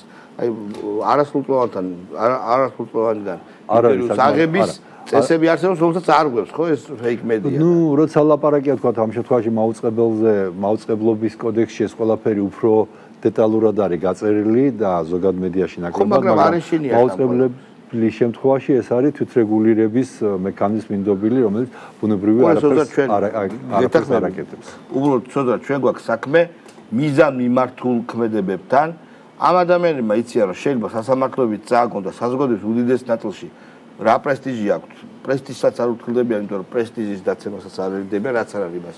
რასაც დასწრებთ, მაგრამ იმ მომენტში ხო ვიღაცას გულს გაუხეთქარეთ. შესაბამისად, რაც მათ რისით მათ შეეშინდევათ, ეს არის რა თქმა უნდა ჯარიმების გაზრდა. როგორი ეფექტურიც არის და მე ახლა უყურებ რომ ქუჩის გადაკეთებაზე ჯარიმების გაზრდა, ასეთივე უნდა იყოს იქაც, იმიტომ რომ ფული ხო, ფულის დაკარგვა არის მათთვის ყველაზე მთავარი შიში. არა ხო, ერთი ეგ არის ჯარიმების ადეკვატურობა, მოდი მე ისევ ამ სიტყვას გამოვიყენებ. მეორე, დღევანდელი კანონი სიტყვისა და გამოხატვის თავისუფლების შესახებ მე თავის დროზე ოკერიას კანონს ეძახიან. ტრეინინგებსაც ვატარებდი, როგორი კარგი კანონი გვაქვს და როგორი იცავს სიტყვის თავისუფლებას, თუმცა ეს არის სრული პერვერსია, გადახრა რაღაცა ნორმალური ვითარებიდან. და გადახრა არა მხოლოდ იმიტომ, რომ ზედმეტად იცავს სიტყვის თავისუფლებას, არამედ თქვათ ადამიანმა ჩათვალა, რომ მას ცილი დასწამეს. მტკიცების ტვირთი არის მის მხარეს, ანუ შალვამ რო ჩემზე რაღაცა თქვა, მე კი შალვამ კი არ უნდა ამტკიცოს, რომ ის რაც თქვა სიმართლეა. მე უნდა დავამტკიცო, რომ შალვამ მოიტყვა, ამის შემდეგ იწყება, რომ მე უნდა დავამტკიცო, რომ შალვამ იცოდა და შეგნებულად მოიტყვა და ამის შემდეგ უნდა დავამტკიცო, რომ შალვას რას ვერჩი, მაგრამ არა მე მიჩივდა ვამტკიცო, რომ რომ შალვამ არა მხოლოდ იცოდა, არამედ ზიანი მომაყენა და რაღაცით უნდა დავაზაბადო რა არის ეს ზიანი, რომ აი ნამდვილად გულში ტკივილი განვიცადე. ან რეპუტაციული. ხო და ეხლა ეგ ისეთი მტკიცების ისეთი დონეა, პრაქტიკულად შეუძლებელია მოიგოს მომჩივანმა იშვიათ შემთხვევებში და როდესაც ადამიანს ამიტომ აქაც უნდა გადმოვიღოთ ევროპული სტანდარტი. როდესაც ადამიანს აქვს რაღაც რეპუტაცია და შენ ფეიკით, ტყუილით ამ რეპუტაციას უნადგურებ. ან ყოველ შემთხვევაში გაქვს ცდილობა, იმიტომ რომ ან იჭრები მის პირად საცხოვრისში, ხო? ხშირად არის რომ ჟურნალისტები შედიან პირდაპირ დაძლებენ ღობიდან უჭირტინებენ სახში მაცხოვრებლებს. ნუ მოკლედ დიდი შფოთი და არეულობაში აქვს და მოხუცებს გიზაფრავენ და ასე შემდეგ. ეს რა თქმა უნდა კანონით უნდა იყოს ბუნებრივია აკრძალული და ბუნებრივია ეს კაფეოთ უნდა იყოს გაწერილი. მაინც სასამართლომდე მივა ეს ბევრი რამე არის თან სამყარო იცვლება ტექნიკური საშუალებები და შესაბამისად უნდა იცვლებოდეს და მისდევდეს ამას კანონმდებლობა. მაგალითად, როდესაც ჩვენ ვიწყებდით ჟურნალისტიკას, დრონმა ეზოს არ გადაუფრინოს და არ გადაიღოს ეზოში ვინ დადის, ამას არავინ არ იტყოდა, იმიტომ რომ მაშინ დრონები სად იყო და დღეს სულ სხვა საშუალებებია და შესაბამისად ეს ყველაფერი უნდა იყოს კანონში გათვალისწინებული. მე კიდევ მინდა თქვა რომ რა თქმა უნდა განათლების სფეროც არის და მეცნიერების სფეროს რაც დარჩა რა თქმა უნდა მისახედი NGO ეგრეთ წოდებული დაქირავებული მეხუთე კოლონისტების პენეტრაცია საზოგადოების სხეულში უნდა იყოს მე ვერ ვიტყვი რომ ეს შეუძლებელია ვიტყვი რომ შეუძლებელია ბოლომდე ნულამდე დაყვანა მაგრამ აი ეს პენეტრაცია მათი პროგრამები უცხოური ფულის დახარჯვა აქ ეს კაფეოდ უნდა იყოს გაკონტროლებული და უნდა ყველა მიცოდეს ეს ფარას კანონი რაც არის მაგრამ ფარას კანონში არის ლობიზმის ელემენტები ჩვენთან ლობიზმი არ არის ანუ ალბათ როგორც პრემიერმა თქვა გარკვეული ნაირსაჭიროებები მოუწევს ხელისუფლებას ამ კანონს. ისე საოცრებაა რომ რა ამბავი ჰქონდათ და მთელი საქართველოს რამის ყირაზე დააყენეს და გადაწვეს, კარგად გვახსოვს, როცა მივიღეთ აბსოლუტურად უწყინარი და მართლა ძალიან რბილი კანონი, რომელიც ერთადერთ რამეს ითხოვდა. წელიწადში ერთხელ NGO რომელიც დაფინანსების 20%-ზე მეტი არის უცხოეთიდან დაწეროს, რამდენი ფული მიიღო, ვისგან მიიღო და რისთვის მიიღო. მორჩა, მეტი არაფერი ქვეყანაზე. და დღეს, როდესაც გაცილებით კაცრი კანონის მიღება ხდება, კაციშვილი აღარ ლაპარაკობს ამაზე, იმიტომ რომ გარედან აღარ აფინანსებენ ქუჩის აქციებს. გაქრა ამერიკა. თუ შენ გახსოვს ეგრეთ წოდებული ეს საშინელება, რუსული კანონი, რაც იყო დიდი პროვოკაცია, ხო? როცა ეს დაარქვეს. ვინ წარმოთქვა ეს სიტყვები? ეს იყო ამერიკის შეერთებული შტატების საელჩო, ხო? კელი დეგნანმა პირდაპირ პრემიერთან შეხვედრაზე თქვა, რომ ჩვენ ამას დავარქმევთ რუსულ კანონს, კი მაგრამ რუსულ კანონს როგორ დაარქმევ, როცა ამას საერთო არაფერი აქვს რუსულთან პრემიერს და იგივე კანონი. ხო, არა. ჩვენ ვიტყვითო და თქვენს და თან როგორ რაკაცსა როდის გასვლია მართალია ეს. გავუვიდა. იმიტომ რომ ზოგჯერ არის რომ სამართალი სხვა განწყდება. კი ბატონო. ხო და შესაბამისად არის რაღაც გარკვეული სფეროები, სადაც აი მაგალითად ეხლა მე საზოგადოებრივმა უწყებელთან რაც ხდება, ხო?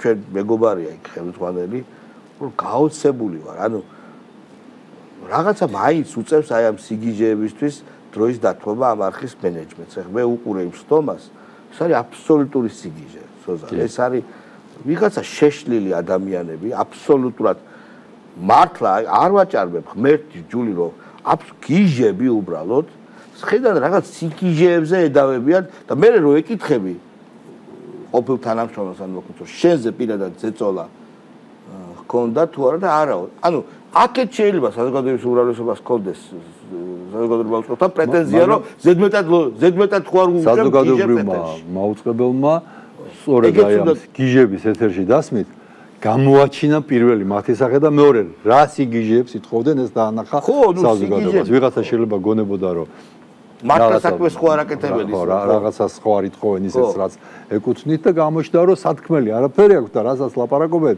იმას რეალობასთან არაფერი აქვს. მართვის ფორმაც მარტი უნდა იყოს. ანუ მენეჯმენტს უნდა მიეცეს საშუალება მართოს ეს ტელევიზია და 1000-მა გიჟმა არ უნდა თქვა რომ რახან მე შენ ფულს გიხდი ხო ჯერ ესეთი მოდი რა დავთვალოთ ვირამდე ფულს იხდის გადასახადებში. აი მე მაქვს უფლება რომ შენ რაღაცები გასწავლო და მოგკითხო. ეს არის სრული სიგიჟე. ანუ ეგეც რაღაცა შესაძლებელია. უამრავი ეხლა რაც მაფიქრდება ხო განათლების სისტემაში პირველ რიგშია ეს ტელემედიაში.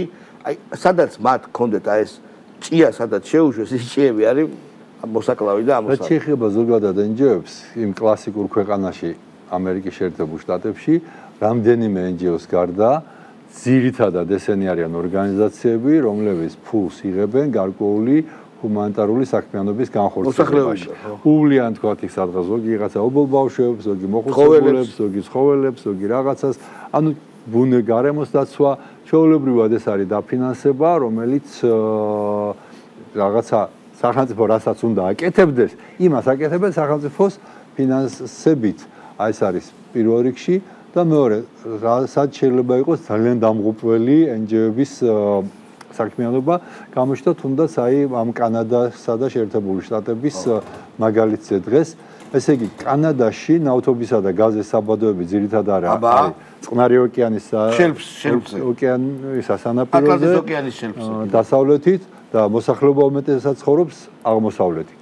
როდესაც ნავთობსადენები და გაზსადენები გამოჰყავდათ დასავლეთიდან აღმოსავლეთისკენ, იქ ვითომ გარემოს დამცველმა NGO-მა პროტესტი გამოაცხადეს, თქვენს რომ აქ არ გაგაყვანიებთ, იმიტომ რომ ბუნება დაზიანდება და გამოაგრძელეს სამხრეთისკენ, გაიარა შეერთებული შტატების მთელი ტერიტორია, თითქოს შეერთებულ შტატებში არ არის ბუნება და არ არის გარემო და ავიდა ჩრდილოეთით აღმოსავლეთ სანაპიროზე კანადის.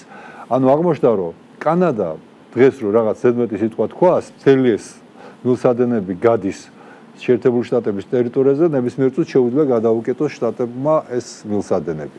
ანუ მძევლად ყავთ პრაქტიკულად ეს ქვეყანა და აღარაფერს ვამბობთ იმაში, რომ ამ გატარებაში ყოველწლიურად უზარმაზარ ფულს უხდის კანადა ამერიკის შეერთებულ შტატებს.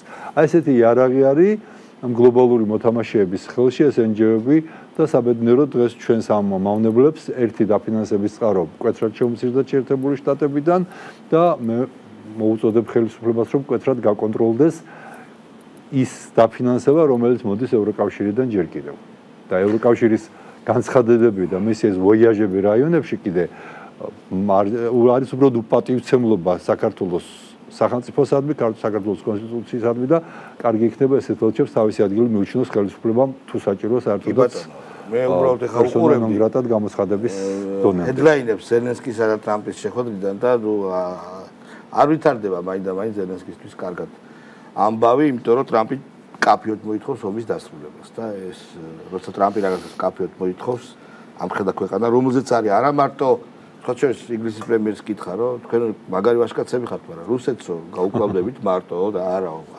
ანუ ყველაფერი ცხადია. დიდი მადლობა ჩვენ ჯეფრის საქმის ინტერვიუს მოლოდინში ვართ, რომელიც დაიწყება ამ ჩვენი განაცემის შემდეგ. სოზას კი რა თქმა უნდა უგულეს მადლობა უთხრათ, ჩვენ პარასკევს შევხვდებით ერთმანეთს. დიდი მადლობა მოწვევისთვის. ყვამდის.